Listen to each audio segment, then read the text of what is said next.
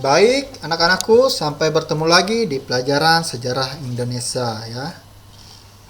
Nah, di pelajaran atau di materi berikut ini, kita akan mengulas tentang revolusi Indonesia ya. Nah, bagaimana perjuangan para pahlawan kita dalam memerdekakan bangsa dan negara kita ya. Sampai kita bisa menikmati kemerdekaan ini, itu tidak lepas dari para pejuang atau para veteran ya, yang berusaha merebut kemerdekaan kita dari tangan Belanda ya, yang pasti, dan Jepang. Nah, baik. Pada materi sebelumnya kita sudah membahas tentang sejarah revolusi Tiongkok ya, Cina. Lalu sekarang kita akan mengulas tentang sejarah revolusi negara kita sendiri. Nah, Mister bacakan dulu ya. Jadi, proklamasi kemerdekaan kita itu terjadi di 17 Agustus tahun 1945. Nah, ini merupakan awal dari sejarah berdirinya NKRI. Ada yang tahu apa itu NKRI? Negara Kesatuan Republik Indonesia ya. Negara Indonesia ini diproklamasikan oleh para pendiri bangsa sebagai negara kesatuan ya. Negara Indonesia terdiri atas wilayah yang luas dan tersebar dengan bermacam adat, suku, keyakinan, serta budayanya, anak-anakku.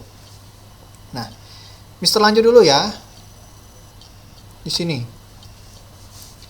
Jadi, pertanyaan lahirnya Negara Kesatuan Republik Indonesia ya. Kita negara kesatuan ya. Atau bisa dikenal dengan republik ya. Di mana yang memerintah adalah presiden. Nah, di sini. Jadi, sekitar tahun 1944, kedudukan Jepang dalam Perang Pasifik sangat terdesak. Di sini, pasukan sekutu di bawah pimpinan Jenderal Douglas Arthur dengan strategi militernya berhasil merebut pulau demi pulau yang dikuasai oleh Jepang pada saat itu. Dalam kondisi yang sudah terdesak, Jepang mengulangi kembali janjinya memberikan kemerdekaan kepada bangsa Indonesia ya. Jadi di sini bangsa Jepang itu datang, anak-anakku. Nah, mereka berhasil memukul mundur Belanda. Lalu merebut Indonesia. Nah, di sini kita merasa sangat bahagia ya, karena orang dari Asia yaitu Jepang telah berhasil memukul mundur Belanda. Tapi di sini Jepang melakukan sebuah perjanjian di mana dia akan membantu Indonesia dalam memerdekakan kemerdekaannya. Nah, tapi di sini Jepang berbohong, mengingkari janjinya. Kita dijajah oleh Jepang itu sendiri, anak-anakku. Kita dipaksa bekerja rodi, kerja yang sangat mengerikan pada saat itu. Di bawah penjajahan Jepang, kita sangat teraniaya, kita disiksa, kita ditusuk, kita ditembak, kita dikenal dengan kerja rodi, kerja yang tidak berhenti, selalu berputar tanpa istirahat. Ketika kita lelah, ketika orang-orang atau masyarakat kita sudah lelah, tidak mampu bekerja, maka akan dihabisi. Itulah kekejaman dari Jepang. Oke, nah. Lalu, pada Maret tahun 1945, Jepang mengumumkan berdirinya sebuah badan penyelidik usaha atau persiapan kemerdekaan Indonesia atau dikenal dengan BPUPKI. Nah, BPUPKI ya. Dan menunjuk Rajiman Wadjayaningrat sebagai ketua keanggotanya yang berjumlah 60 orang dari berbagai kalangan masyarakat. Lalu, 7 orang penting dari Jepang sebagai anggota yang paling diistimewakan pada saat itu. Nah, jadi tujuan pembentukan BPUPKI adalah menyelidiki berbagai hal dalam segala bidang kehidupan yang diperlukan sebagai persiapan pembentukan negara merdeka, yaitu Indonesia merdeka. Lalu BPUPKI menggelar sidang pada tanggal 29 Mei ya, sampai 1 Juni tahun 1945 untuk membahas rumusan dasar negara Indonesia merdeka. Nah, tokoh yang menyampaikan pendapatnya diantaranya Muhammad Yamin, Supomo, dan Soekarno pada saat itu. Ya. Lalu, selanjutnya, pada tanggal 16 Agustus, tepatnya di tahun 1945, di sini bom atom pertama dijatuhkan di kota Hiroshima dan menewaskan sedikitnya 78.000 orang, anak-anakku. Selang sehari kemudian, tepatnya 7 Agustus tahun 1945, diumumkan keanggotaan dari Panitia Persiapan Kemerdekaan Indonesia atau PPKI. Nah, dengan Soekarno sebagai ketua dan Hatta sebagai wakilnya. Selanjutnya, pada 19 Agustus 1945, bom atom kedua dijatuhkan lagi di kota Nagasaki yang mengakibatkan Jepang menyerah tanpa syarat kepada sekutu. Nah, dari tanggal 6, selang 2 hari, lalu dijatuhkan lagi di kota Nagasaki setelah Hiroshima ya. Jadi, Mister cerita sedikit ya, mengapa kota Hiroshima dan Nagasaki ini dibom atom oleh pihak Amerika. Jadi ceritanya di Pearl Harbor, itu di daerah Hawaii ya. Di sana ada beberapa tentara Amerika yang sedang singgah ya, kapal perang Amerika ya. Lalu diseranglah oleh para kelompok Jepang ini, tentara-tentara Jepang. Nah, di sana banyak menimbulkan korban jiwa, bahkan warga sipil yang tinggal di Pearl Harbor. Hal inilah yang membuat negara Amerika menjadi murka dan marah. Lalu, tepat pada tanggal 16 Agustus tahun 1945, bom pertama dijatuhkan di kota Hiroshima ya. Sekitar 78 orang terkonfirmasi telah meninggal. Selang 2 hari kemudian, pada 19 Agustus 1945, bom kedua dijatuhkan di kota Nagasaki. Nah, inilah yang mengakibatkan Jepang menyerah tanpa syarat kepada sekutu ya. Bayangkan begitu mengerikannya sebuah bom atom ya, bom nuklir ini yang dijatuhkan lewat pesawat pada saat itu. Kalau sekarang, di era sekarang, kita sudah menggunakan roket atau peluru kendali ya.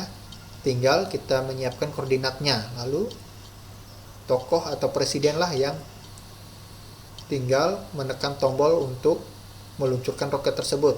Contohnya negara-negara di Eropa ya yang memiliki roket ini untuk memusnahkan suatu negara. Itu negara Eropa, negara Amerika, lalu di Asia ada Cina, Korea Utara, dan negara-negara besar lah yang tidak bisa Mister sebutkan karena saking banyaknya. Oke. Di sini, setelah pada 19 Agustus bom atom kedua dijatuhkan di Nagasaki ya, Jepang menyerah tanpa syarat kepada sekutu. Lalu, pada 11 Agustus tahun 1945, Soekarno, Hatta, dan Rajimas Wudoyoningrat terbang ke Dalat untuk menemui Panglima tertinggi ya, yaitu Teruichi Hisaki.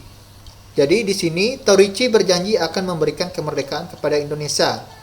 Selanjutnya, pada 15 Agustus tahun 1945, Jepang menyatakan menyerah tanpa syarat kepada sekutu. Nah, di sini hal inilah yang meyakinkan pejuang kemerdekaan untuk segera mempersiapkan kemerdekaan Indonesia, anak-anakku. Jangan sampai Indonesia dikuasai lagi oleh sekutu dan diambil alih oleh Belanda lagi, karena Belanda ingin mengambil Indonesia lagi, ingin menjajah Indonesia setelah tahu Jepang sudah kalah berperang. Nah, di sini masyarakat keinginan untuk negara memproklamasikan kemerdekaan Indonesia telah menimbulkan perbedaan pendapat antara golongan tua dan golongan muda. Ya, di sini golongan tua diwakili oleh Insinyur Soekarno dan Dr. Andes Muhammad Hatta, sedangkan golongan muda oleh Sultan Syahrir. Keduanya berbeda pendapat mengenai proses pelaksanaan proklamasi kemerdekaan di Indonesia. Nah, di sini golongan tua menginginkan proklamasi kemerdekaan Indonesia melalui PPKI ya, yang dipandang sebagai lembaga yang mewakili utusan bangsa Indonesia dari berbagai daerah. Sedangkan golongan muda menginginkan proklamasi kemerdekaan tanpa melalui PPKI. Nah, Mister ulang ya, PPKI itu Panitia Persiapan Kemerdekaan Indonesia ya. Nah, di sini kaum muda itu menolak melakukan proklamasi kemerdekaan melalui PPKI yang dianggap sebagai badan bentukan Jepang. Nah, karena orang-orang atau pemuda-pemuda saat itu sangat anti dengan Jepang ya. PPKI ini kan dibuat oleh Jepang pada saat itu. Lalu, tepatnya pada tanggal 15 Agustus tahun 1945, Insinyur Soekarno dan Dr. Andes Muhammad Hatta menyampaikan undangan rapat bagi para anggota PPKI. Di tanggal 16 Agustus, tepatnya tahun 1945, sementara itu, golongan muda yang mengetahuinya juga bersiap untuk memboikot rapat PPKI ini. Selanjutnya, pada 16 Agustus tahun 1945, dini hari ya, tengah hari, terjadilah peristiwa Ranges Dongklok. Golongan pemuda membawa Insinyur Soekarno dan Dr. Andes Muhammad Hatta ke Rangas Dongklok, Kerawang, Jawa Barat untuk menghindari keduanya dari pengaruh Jepang dan meyakinkan kembali agar proklamasi kemerdekaan Indonesia segera dilaksanakan. Berarti diculik di sini Soekarno dan Muhammad Hatta ya. Lalu, Insinyur Soekarno dan Dr. Andes Muhammad Hatta tetap menolak keinginan golongan muda. Akhirnya, di sini terjadilah sebuah kesepakatan ya oleh kedua golongan tersebut, golongan tua dan golongan muda. Nah, mereka mensepakati bahwa proklamasi kemerdekaan Indonesia paling lambat itu akan dilakukan pada tanggal 17 Agustus tahun 1945. Jadi, 17 Agustus tahun 1945 itu adalah hari kemerdekaan kita ya. Kita selalu merayakannya setiap tahun. Nah, Ahmad Subarjo menjemput kedua tokoh nasional tersebut kembali ke Jakarta untuk mempersiapkan kemerdekaan Indonesia. Ahmad Subarjo langsung membawa mereka ke rumah Laksamana Maeda. Di rumah itulah, bersama dengan anggota PPKI lainnya, dirumuskanlah sebuah naskah pernyataan bahwa Indonesia sudah merdeka, anak-anakku. Jadi, pada 17 Agustus tahun 1945, proklamasi kemerdekaan Indonesia itu tepat dimulai pada pukul 10.00. Adapun urutan upacara proklamasi kemerdekaan itu dimulai dengan pembacaan teks proklamasi. Ada yang masih ingat teks proklamasi kita? Proklamasi kemerdekaan ya. Lalu, dimulai dengan pembacaan teks proklamasi. Pengibaran bendera merah putih yang dijahit oleh Ibu Fatmawati pada saat itu. Dan sambutan wali kota Siworjo serta Dr. Andis Muwardi. Nah, pengibaran bendera dilakukan oleh Suhud dan Latif. Maka pada saat itu lahirlah Republik Indonesia. Lalu, sesudah kemerdekaan apa yang terjadi? Sesudah kemerdekaan terdapat kedua kekuatan sosial ya, yang saling berhadapan, yaitu mereka yang mendukung kekuatan revolusi dengan kekuatan senjata dan mereka yang mengadakan kekuatan melalui perundingan ya, dan diplomasi. Meski terdapat perbedaan dalam tindakan di antara keduanya, tetapi berdasarkan kekuatan-kekuatan inilah cita-cita terhadap terbentuknya sebuah negara baru, negara merdeka dan berdaulat dapat dicapai, anak-anakku. Nah, itu adalah sejarah singkat yang Mister jelaskan tentang Revolusi Indonesia. Nah, di sini Mister akan memberikan sebuah video tentang bagaimana para pahlawan kita ya yang masih mengingat kehidupan di era Jepang ya. Baik, langsung saja kita mulai videonya.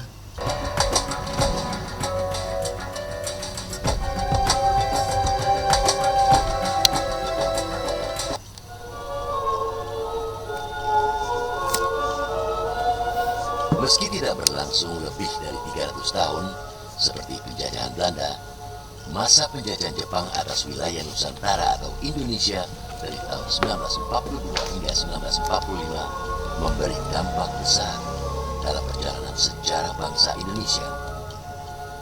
Masa penjajahan Jepang juga meninggalkan jejak-jejak yang beberapa di antaranya bertahan hingga kini.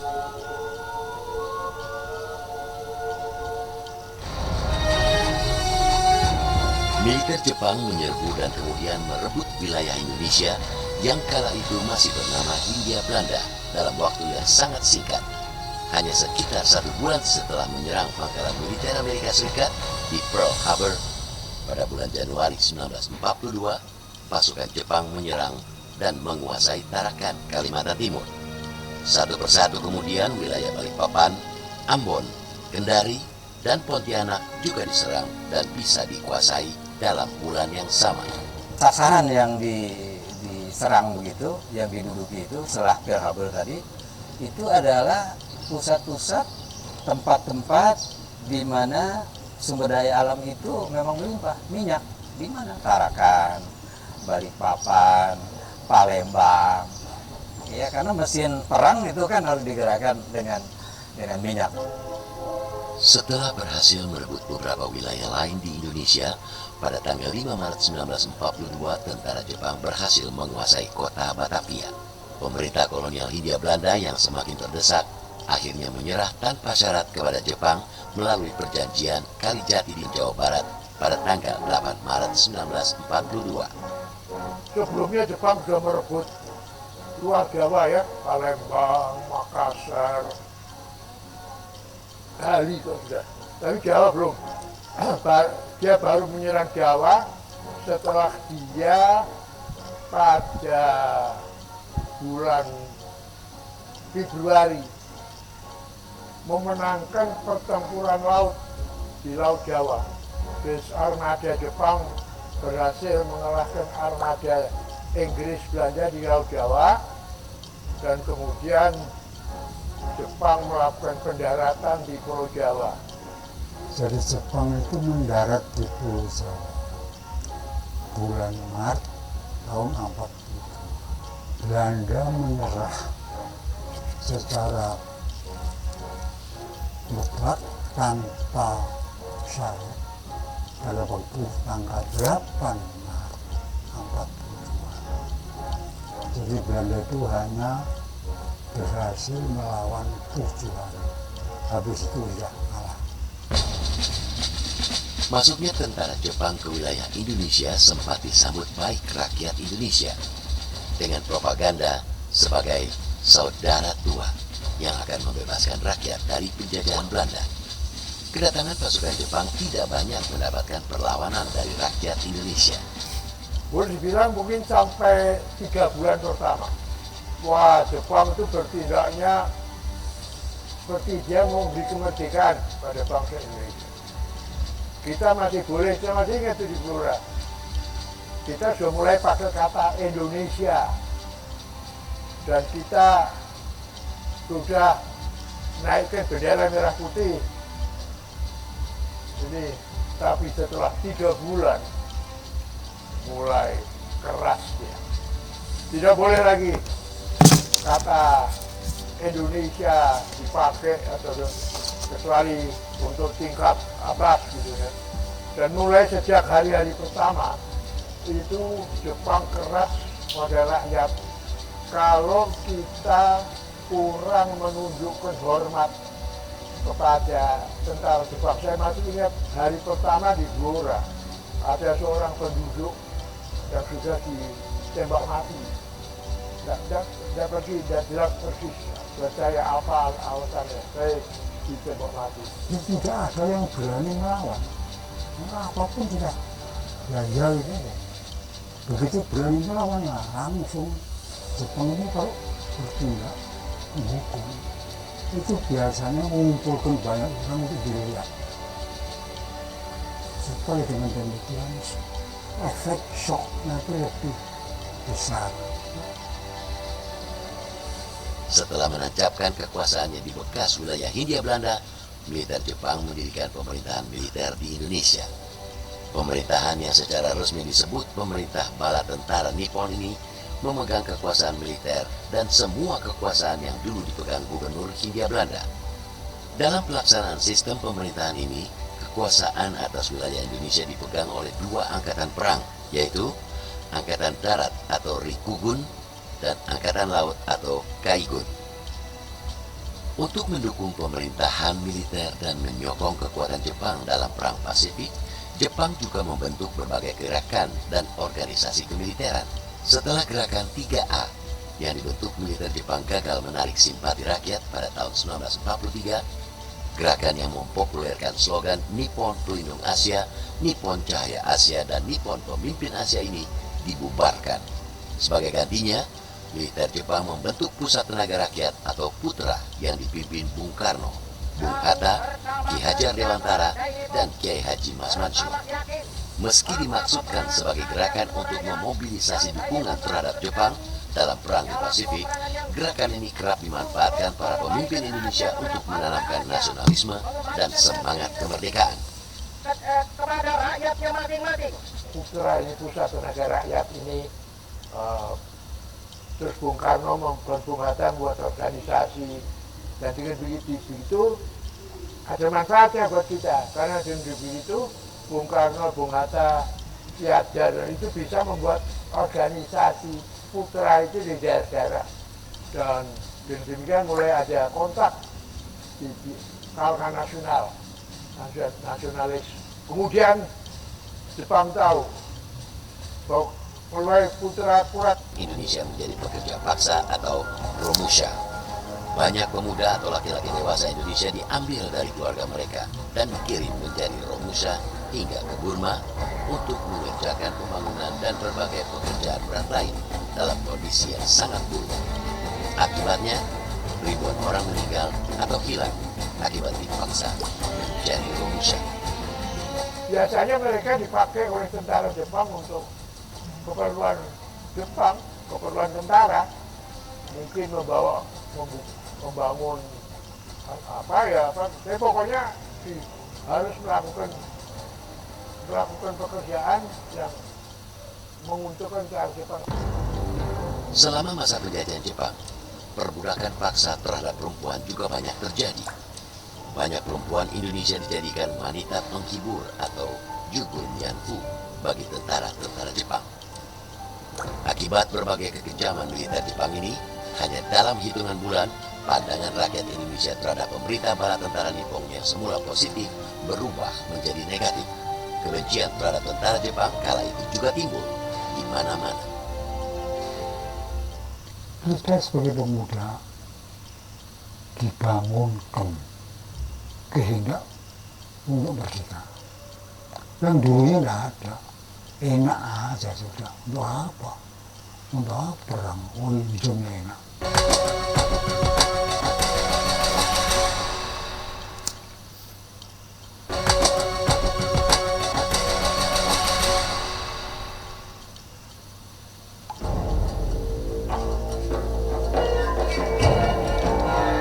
Berbagai kekejaman yang dilakukan militer Jepang, muncul perlawanan di banyak daerah di Indonesia.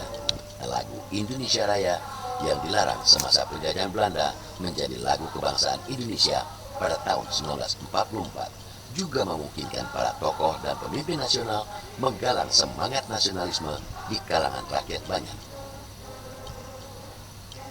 Tindakan militer Jepang yang mendekati para pemimpin nasional seperti Soekarno dan Hatta agar mau membantu Jepang memobilisasi rakyat Indonesia juga ikut mengukuhkan posisi keduanya sebagai pemimpin nasional dan memberi kesempatan mereka memimpin rakyat Indonesia, hal yang tidak pernah bisa dilakukan semasa penjajahan Belanda. Pergerakan kebangsaan atau pergerakan nasional Indonesia itu mendapat dukungan lebih luas di zaman Jepang. Diberikan wadah-wadah di level elitnya, tersedianya wadah-wadah itu, wadah untuk membicarakan Indonesia merdeka. Kan dibentuk badan penyelidik Jokoritsu Jumito Sakai itu yang kemudian menjadi panitia persiapan kemerdekaan Indonesia. Pembentukan beberapa organisasi kemiliteran seperti Heiho dan PETA semasa penjajahan Jepang di kemudian hari juga berguna menyediakan banyak pemuda terlatih untuk membentukan badan ketentaraan. Tujuannya sebetulnya untuk keperluan Jepang, memudahkan, mengkoordinir lah, daripada susah bagaimana. Oke deh, ukur kira-kira 30-40 keluarga itu tonarigumi ya. Kan sekarang sekitar itu jumlahnya. Supaya mudah dikonsolidasi, dikumpulkan tugas-tugas terutama penyerahan wajib tuh. Tapi juga dilatih nanti kalau ada serangan militer kan zaman perang. Penduduk atau rakyat itu dilatih bagaimana menyelamatkan diri, cara memadamkan kebakaran, menggali lubang kalau nanti ada itu. Jadi kalau dulu itu ada semangat, kalau yang sekarang namanya bela negara, menurut saya semangat itu pembela tanah air itu bisa ditransformasikan nilainya ya. Zamannya sudah berubah. Sekarang kita udah merdeka. Apa yang kita pertahankan, kita bela negara? Masa zaman Jepang aja bisa? Ya itu pelajaran sejarahnya bisa dari sana. Meski mengandung berbagai hikmah terselubung, masa penjajahan Jepang tetap merupakan salah satu masa kelam dalam perjalanan sejarah bangsa Indonesia.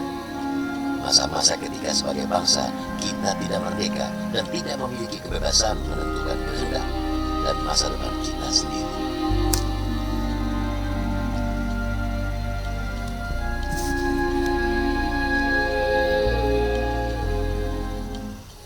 Metro TV, Laut. Nah, itu tadi adalah sejarah kelam bangsa kita ya yang dijajah oleh negara Jepang. Nah, kita harus patut bersyukur karena kita sudah hidup merdeka ya anak-anakku. Nah, sekarang adalah giliran kalian sebagai generasi muda ya, yang sekarang yang menjadi estafet untuk menjadikan dan mewujudkan bangsa negara kita menjadi negara yang maju ya. Kita ini dijuluki sebagai macan Asia ya. Karena apa julukan macan Asia? Karena kita negara yang kaya. Kita memiliki sumber daya alam. Kita memiliki kekuatan ya. Namun kita masih tertidur. Jadi, pesan Mister, kalian sebagai generasi muda, generasi yang akan datang, kalianlah yang harus membangkitkan nama bangsa Indonesia menjadi macan Asia di negara Asia ini ya, agar terkenal, agar dikenal ya. Nah, baik, hari ini pelajaran sejarah peminatan Mister akhiri. Mister juga sangat berterima kasih karena kalian sudah mengikuti pelajaran yang Mister berikan ya. Partisipasi kalian sangat berarti bagi Mister. Oke. Untuk sekarang pelajaran Mister akhiri, sampai bertemu di pertemuan berikutnya. Sampai jumpa lagi.